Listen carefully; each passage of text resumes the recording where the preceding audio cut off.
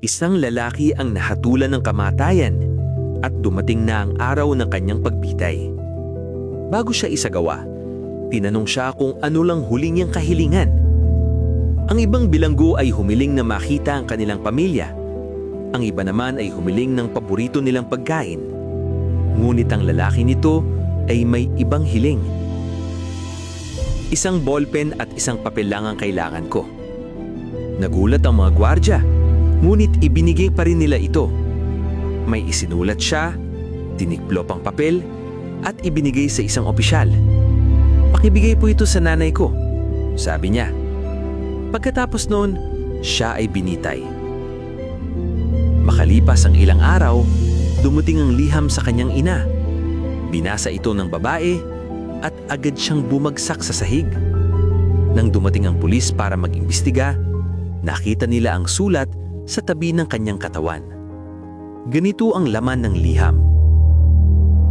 "Ina, kung patas lamang ang hustisya, hindi lang ako ang dapat maparusahan. Kasama ka sana rito.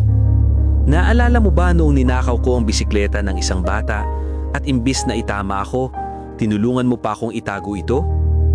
O noong kumuha ako ng pera sa kapitbahay at sinamahan mo pa akong gastusin iyon? Naalala mo ba noong sinubukan akong turuan ni tatay ng tama, ngunit sinabi mo sa kanya na masyada siyang mahigpit sa akin? Bata lang ako noon.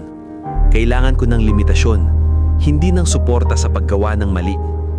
Ngayon, binabayaran ko ang lahat ng nagawa ko, pero pinapatawad kita. Sana makarating ang liham na ito sa maraming magulang upang maunawaan nila na minsan ang pagsasabing hindi sa anak ay ang pinakamataas na anyo ng pagmamahal. Salamat sa pagbibigay mo sa akin ng buhay at sa pagtulong mo ring mawala ito. Ang iyong hinatulang anak." Pagkatapos basahin ng liham, naging emosyonal ang mga pulis. Patay na ang anak at ang ina ay hindi na kinaya ang sakit.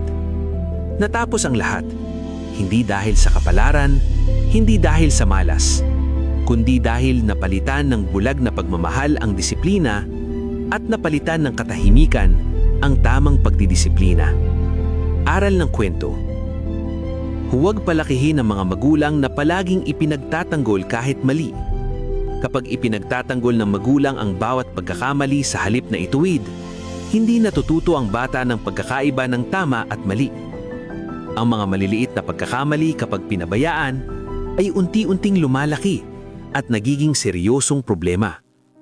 Ang simpleng pagsuway ay maaaring mauwi sa pagsisinungaling, pagnanakaw, pang-aabuso, adiksyon, at sa huli, krimen. Ang pagsasabing hindi, ang pagtatakda ng hangganan, at pagtuturo ng disiplina ay hindi kalupitan. Ito ay tunay na pagmamahal. Ang disiplina ay hindi pang-aabuso sa bata. Ito ay gabay. Kapag hindi pinigilan ng magulang ang maling ugali habang maaga pa, iniisip ng bata na tama ito at inuulit sa mas malalang paraan. Sa paglipas ng panahon, nagiging mahirap nang bumalik sa normal at responsableng pamumuhay. Huwag palayawin ng mga magulang hanggang sa makalimutan nila ang moralidad at responsibilidad. Ang pangunahing tungkulin ng magulang ay hindi magbigay ng marangyang buhay, kundi maghubog ng matibay na pagkatao. Ang pagtutuwid sa mga bata ngayon ay proteksyon sa kanilang kinabukasan bukas.